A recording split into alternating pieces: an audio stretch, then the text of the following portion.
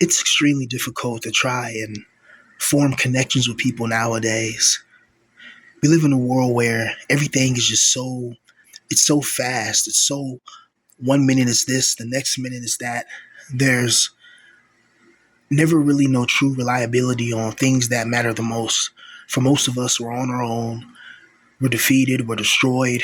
We're in this infernal void. We're trapped in this matrix that's makeshift, and there's always negative circumstances and events in our life that leads us to just not trust people. So it becomes harder over time, especially a guy in our position, to really trust anybody, to really put your faith in anybody, because everybody that you trust and everybody that you put your faith in the past, they betrayed you. They end up backstabbing you, talking behind your back. You find out they're not really who they are, and they're just not people that you should have in your life. And when this happens to you repeatedly, it makes it difficult to try to form bonds with people, to try to sit down with somebody and have a cup of coffee with them, and or just play basketball at the park, or just try to bond or whatever. And the online availability, it made things a little bit more easy, because now you can just message people online, or you can just talk to people online. But there's there's a different feeling, you know, meeting somebody online than meeting them in real life. In real life, there's face to face, there's energy, meanwhile, when you do it online, it's just, you may build a connection with somebody online. It's possible, of course, but there's nothing like meeting somebody face to face. And especially if you meet a girl online and maybe you form a connection with her. But if you can't really meet her in real life, and you can't really see her or talk to her or hold her or kiss her or take her to the movies or take her to somewhere nice and romantic, then it's like, what's the point? Because eventually she's a female. She's going to find somebody in real life that's going to, that's going to have her bent over in a certain type of position. And you're going to be in a position where you can never talk to her or see her again. And it's going to be brutal. Especially if there's Chads around, and especially if she lives in a major city. There's always going to be somebody, a Chad or a Chad light that's going to see a girl, and he may notice that she's quote unquote lonely, or she hasn't had some sexual alleviation in a while, and he's going to come to alleviate, right? And that's brutal, man. And that's another problem, is that makes it difficult to form strong bonds with people as well. When you have an entire population of people that are consistently, they're having sexual activity, but they're having sexual activity at such a high rate that they have that they have multiple partners. They have so many encounters and so many type of experiences. When this happens, it makes it hard for them to settle down with one man to be a normal, loving wife. Because how can a woman be a normal, loving, caring mother or caring wife when she's had multiple phalluses inside of her private parts and inside of her more intimate domains, and she's used to just meeting men and having her way? It's very hard to build a loving and caring relationship with somebody like that. And the same, and it goes for men too. It goes for the guys that have a lot of sexual partners. But it's just, as men, it just feels more natural, if that makes any sense. It feels more normal for a man to have multiple women than it feels for a woman to have multiple men. It's both. In a way, you can say it's wrong. But if you look at it through evolutionary senses, and if you look at it through just practical senses, it makes more sense for a man to want to go and have multiple women, because a man's life is usually shorter and brutal and more brutal. Because think about it, in the Roman legions, that was men, right? When it's wartime, when it's time to defend the nation, when it's time to defend the city, when it's time to defend the citizens, and it's time to defend honor and all that, it's the men that are sent to war. And so men, naturally, they're probably going to, you know, not come back home again. They're not going to survive that war more than likely. They may survive a few battles, but maybe the fifth battle, the seventh battle, whatever, they get hit with an arrow or something like that, you know? They get hit with an arrow through the knee like Skyrim, right? Or something like that happens. It's brutal. So it makes sense for men to want to go and, procreate. But when it comes to women, it's like women are more, post, loving and nurturing, or supposed to be, right? And for them to go out and act like a man, it just seems I don't know. It just seems it doesn't fit um a social paradigm, I suppose, that was placed there for a reason, right? Because now it's difficult for guys and people in general to try to form meaningful connections. And when you have a whole generation of people being raised on TikTok and being raised on instant gratification and being raised on, oh, well, if this person just, you know, this person did this to me, or this person didn't do this to me, and this person, whatever, whatever, it's more easier for me to just block them, never talk to them again, than to sit down with them, look them eye to eye, and talk about why do we have a problem. You see, a lot of things I feel like will get solved with simple communication. Like a lot of beefs and a lot of situations, if you can sit down with the person and stare them in the face eye to eye, I feel like you can get a lot of problems solved. But the problem is, this world, like, problems are not meant to be solved, in this world, because we live in a hell realm. Problems, like all the problems that go on in this realm, is meant to happen. The reason why we feel disconnected, the reason why it's hard to form relationships, that's orchestrated, that's designed. Because why do we even have the emotional receptors to perceive that, to perceive loneliness, to perceive isolation? Something wants us to feel this emotional frequency so it can feed off of us. As crazy as that sounds, yes, there's it there's evil interdimensional entities that feed on your negative energetic manifestational frequencies, such as sorrow, um, depression, sadness, regret. There's beings that feed on this, and I know it sounds crazy at first, but once you see it happen in your life time and time again, it makes more sense. But I just feel like today, man, it's hard to find that brotherhood. It's hard to find that bond. It's hard to find that love, to find that girl that has your back. It's difficult. It's difficult to try to form, connections with people, because a lot of people have proven to be evil in your lifetime. A lot of people have proven to be, not sufficient for your presence. And it's brutal. And when you're somebody like us, you have a very hard time trusting people. Like, you're very careful who you trust. Like, I'm very, very careful who I let in my friend circle, who I consider a friend or something. Like, there's so many filtration systems one has to go through, like, internally. Like, I can tell when somebody's real or not. It's just certain things people do without you even asking them. And that's how you know somebody's real. Certain things that just line up. There's certain things that's done from the heart, that's done from the soul, that's done from the spirit. And you know that person's real, you know? And it's so hard to find people like that and form connections. It's like this world is just designed for us to just not really interact, because how can you interact when you have to wake up every single day, go to your 9 to 5, and you may interact with your coworkers, but that doesn't count because that's like a forced interaction. To some degree, you have to get along with your coworkers, but sometimes a lot of people don't. There's people that go to hostile work environments every day where it's a battle, and they're at their jobs, and every single day their coworkers and everybody are fighting against each other. It's crazy. Who wants to go through that? I want peace and tranquility. I want to be able to wake up when I want, do what I want, have money, have success, have a beautiful girl, have the car I want, have the house I want, and be happy and live the next 30, 40 years, or how many years I got of my life, and not have to worry. Like, this worrying, this anxiousness that we feel all the time, that's another thing that makes it very hard to form connections with people, because normal people are not going to be, so receptive to such a negative, like, worldview, right? Because you know how the world is, man. You see the world for what it is. This is an evil hell realm. But a lot of normies, it's hard for people like us to be friends with normies. We can't be friends with normies.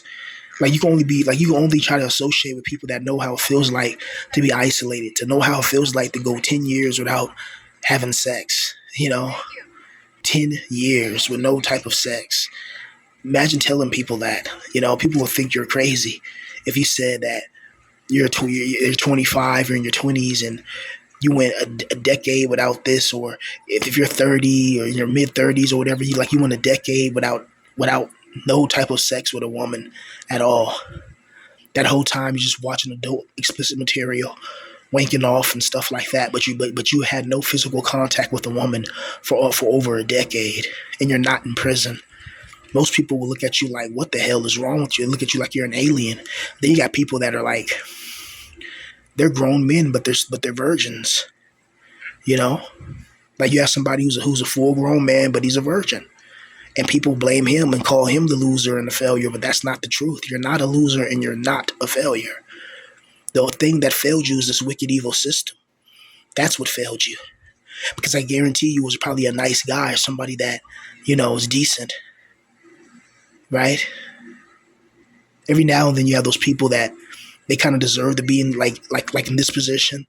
Like these, like you can tell why because of how they act. They're weird. They have stalkerish behavior. These people deserve to be where they're at. But then there's other people in this situation who know how this life is just outside the room is doom. And some of these guys are good men. They would have made good fathers. They would have made good husbands. Just they would have made good people all around. But life doesn't work, for fairness a lot of times. It just doesn't. And sometimes you see some of the most evil people get some of the best lives you can ever imagine, right? And after a while, man, when you see a girl and you're like, damn, I want to talk to her, like that's somebody that I would like. Like, something, you say you going, you going somewhere, you going to, I don't know, Burger King, McDonald's, Jack in the Box, you going somewhere and you see a cute female, you know what I mean? You see a beautiful girl, you know, and maybe you're in a good mood and you want to talk to her, but you already know the scenario before it plays out. You already know that she's gonna, one, probably ignore you, two, get angry at you that you dare try to talk to her, three, reject you but not do it in a nice way, and then you go and try to talk to her, and it like you have to realize your SMV, right? Once you know your SMV, then you understand that you can't just approach certain women as a guy that doesn't have the right looks, because that's just seen as disrespect. It's like a homeless person such as myself that tries to go up to a multi-millionaire and talk to them. They're gonna be like, "What are you doing coming up to me? How dare you come up to me?" Like, it's a brutal reality. And I don't know, man. It's when you have mental issues and you have psychological trauma, it's hard to form bonds with people because after a while, it feels like you hear people and like what they go through in life, and it's like you haven't been through what I've been through in life. So you kind of look at people as weaker in a certain sense because it's like this person didn't go through what I went through in life, So it's hard for me to kind of respect them in a way. And so when you go to a job and like your boss is somebody who, you know, is an ass, and he had his mom, he had his dad, he may have had a rich uncle or whatever, and he doesn't even have to work that job, and he's kind of being mean towards you. You're kind of thinking like, this person, has never gotten to a physical confrontation in their life, and then your mind starts going places, right? And the way this world is designed is how people get more money than you and they think they're better than you. They think they can talk to you a certain way. They think they can demonstrate their power above you because they make a lot of more money than you, and that's another thing that disconnects people and makes it difficult to form connections and bonds. Nobody wants to nobody wants to be with somebody that doesn't have any money, right? That's one thing I learned from not having any money is that when you don't have any money, nobody wants to be around you. Nobody wants you to they don't even want you to exist, it seems like, when you don't have any money. Like, like when you're a homeless person, especially, there's certain places they don't even want you to even sit, right? And only certain restaurants, you know, allow you to get like food in the back alley, like by the trash can or whatever. And some restaurants they pour like Clorox bleach on the food and to make the food inedible, just so they don't, just so homeless people like myself can't get any food. You know, it's ridiculous. It's like, why do you have to be so evil? Why do you have to be so mean?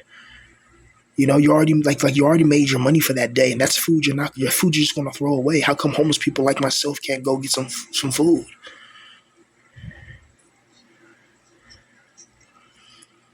But yet they want you to pay bills every single month, and they want you to buy their products that are filled with all types of negative chemical compositions that causes cancer to people, and it lowers people's life rates. It's it's a ridiculous system we live under, you know, honestly. And when you've been through a lot of rejection in this world, when you had a family that was negative towards you, you know, especially guys in my skin color configuration, we know how it is to come from a family that there's always problems, there's always drama, there's always this going on, there's always that going on, there's always something. You know, it's like it's never just normal. There's always something going on that it's just designed to piss you off. It's just designed to make you mad. It's just designed to produce negative energy so these beings can feed on it, man. It's just ridiculous. Because there's like one thing I've learned about certain things and certain people around you that are negative, they love to argue. They love to fight. They love drama. I'm a type of person, I don't like drama. I like to just mind my business and stay to myself and not bother nobody. That's the kind of person I am, and that's what I've always been. Like, I don't want to talk to you. I don't want to look at you. I don't want to hear about you. I don't want to be around you. I don't want to even think about you. I just want to mind my business and just do things the cope, you know. So, and when you're somebody like that and you're forced into a world where you got to go to the 9 to 5 every day. You got to put on a smiley face. You got to put on that do do do do. Hey, how you doing? Hey, hey, Clark.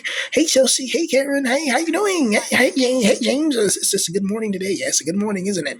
It's like, you know, I don't like. What if I wake up that morning and I just have to fight through just getting out of bed and going through the shower and brushing my teeth, and I didn't feel like talking. Now I'm forced to talk. Now I'm forced to interact with people that if they would have seen me out in the rain, you know, they probably would have just they drove past me and splashed a puddle on my face and laughed at me. You know, I've had that happen to me in real life before as well. Yeah, you know, and those people probably kept on driving, but because we're in this job environment, and then you got to deal with like microaggressions, and it's like it's hard to form bonds with people at your workplace because the workplace is a big loose harvesting farm. So a lot of people in your workplace, they're placed there in your life as Hylics, as NPCs, as people that are there to monitor you, like evil monitoring spirits. They monitor you. They report back to what evil beings they report to, and they're there to disrupt you. They're there to like throw a wrench in your program, to throw a wrench in your years. So if they see you like on the verge of a promotion, they'll cause some type of commotion where they'll blame you for leaving the coffee machine on or unplugging it or something like that, or they'll blame you for something that makes people not want to promote you, and they'll you know, or they'll send some type of maybe some female at the job that tries to seduce you, and then you know maybe you kiss her, and then she says the kiss was unwarranted, and then now the police get involved. Like it's like there's always something that's keeping you from really being great in this world, man. That's keeping you from finding the connections with people that can formulate a great life. Like if you were able to find somebody in life that can help you with your you know, the app you're building, help you with your anime, help you with your music, help you with your creative endeavors. If you were to connect with people that cared about you, these people like, let's say you're a grown man, but you're talented at music, and this person has money and they have success, and they're like, hey, bro, you can come live. Like, I got a spare room, you can come live with me. You don't got to worry about no bills, nothing, man. I pay all my own, whatever, but I can help you get on your feet. You just focus on music. And when you start popping on music, man, you can go ahead and move out and do your own thing. But for now, you know, you can stay where I'm at. You ain't got to worry about nothing. Just make good music. How many people get a rare opportunity like that? How many people do get opportunities like that and waste it? But the person that deserves that opportunity the most will never get into that position, even have that damn opportunity, and they're going to remain broke, you know, and treat it like a joke. You know, this life is truly unfair. You know, it's it's always the wrong people that get blessed in this world, right? And there's always people that think that they're the heroes when they're the evil villains. There's people that think, attacking you, they're somehow the good people. And they're doing all the most evil, wickedest things. They never look at their own actions, right?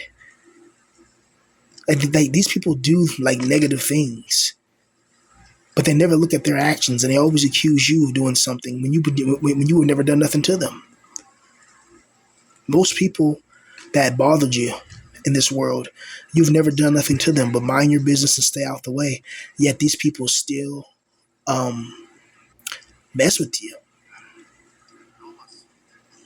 Most people you don't even want to be around. You don't want to be around like the people at your job. You don't really like. You don't want to be around the people that you have to live with.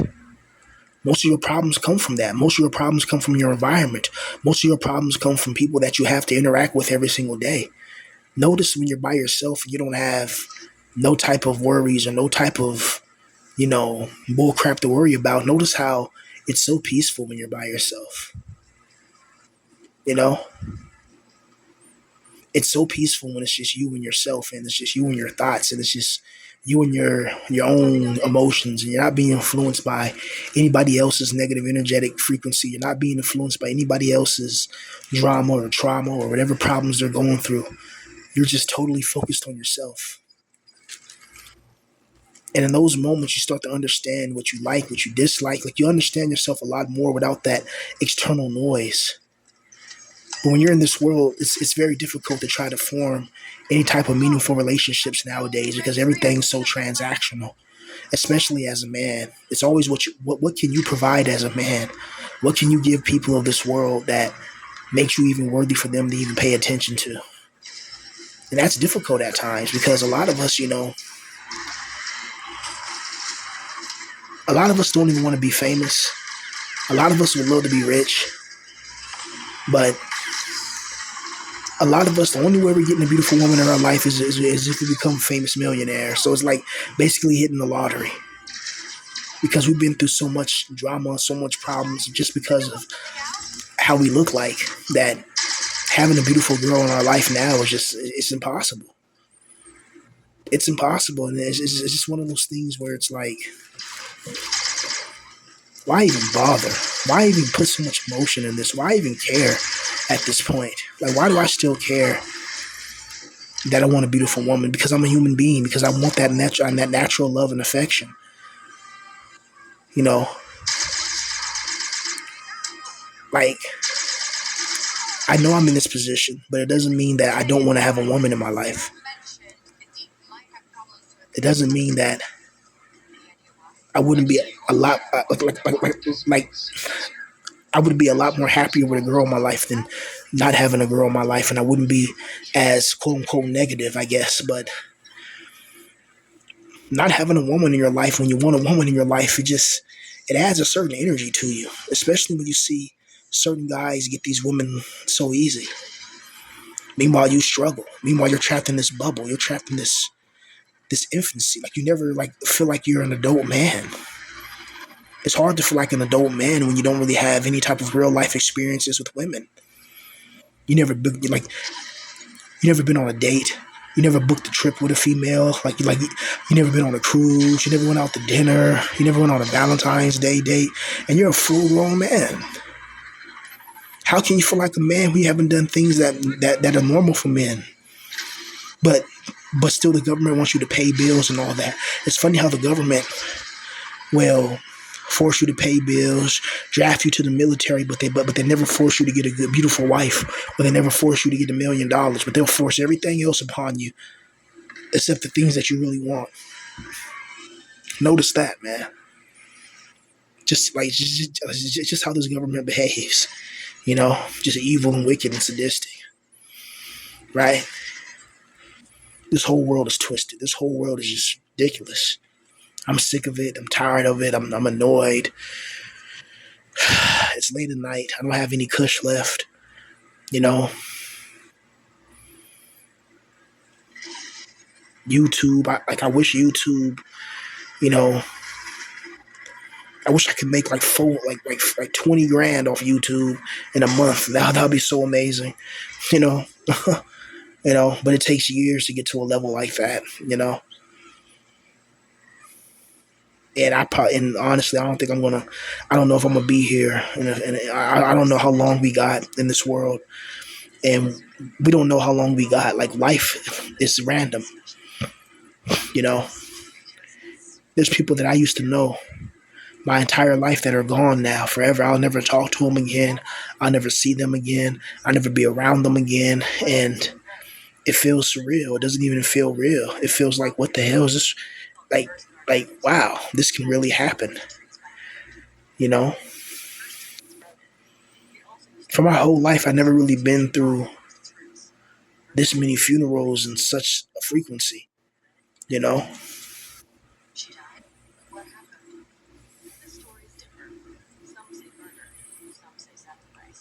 and these are people that I used to see every day and hear their voice.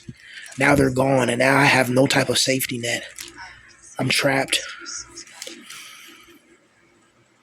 I don't have anybody that has my back. It feels like the world's against me. It feels like every time I try, I fail. It feels like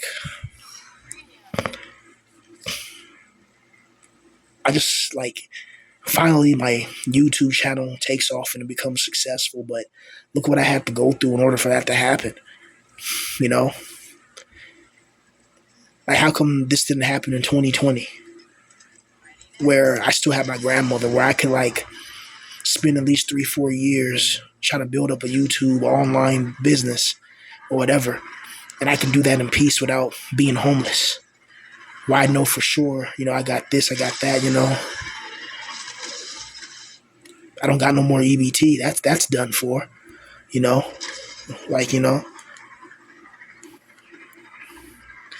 because of the new work permit, the new work whatever requirements. It's just some Illuminati crap, right? So my EBT's gone. So it's like I would love to be at a place where I could be at for another 3 years, where I can just focus on online content creation, get better equipment, get better visuals, get better everything, and just see where this goes. You know, but of course, I'm in a position where I have to focus about real life issues, and YouTube is just, YouTube pays pennies. Is not even anything negligible, and I don't know, man. I just wish something really good happens in my life, like meeting a good girl that just comes into my world and she holds me down and she hugs me and kisses me and shows me love and shows me affection, makes me feel alive, makes me feel happy, makes me feel grateful, makes me feel thankful, makes me feel just like a man. That's the best way I can put it. But it just sucks when you're short as well. Like when you're a short guy, everybody thinks they can punk you. Everybody thinks they can beat you up. Everybody thinks they can bully you. Everybody thinks that, oh, you're short. You can get beat up real fast, and you're short. Like they just like men don't respect other men that are shorter than them. It seems like you know it's crazy. And then women also don't like men that are short. Women, everybody knows women likes tall. Like most women want somebody that's like 6 foot plus. Like most women don't want a guy that's like 5'7". Like if a girl had a choice to pick a guy that's 6'2" or 5'7", she'd probably go with the guy that's 6'2", right?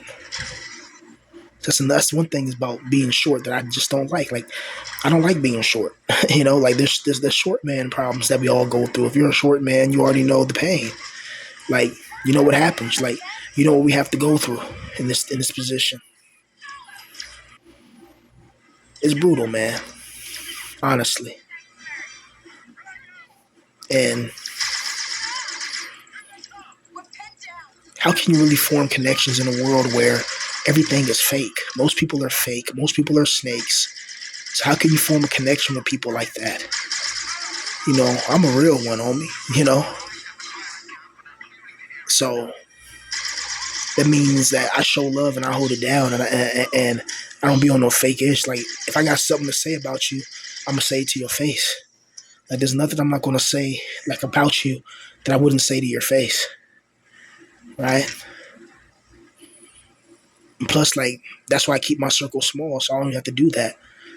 I'm a very quiet mind yourself, mind your business type of person. I don't like getting involved in other people's business. I don't like knowing what somebody else got going on if it doesn't involve me.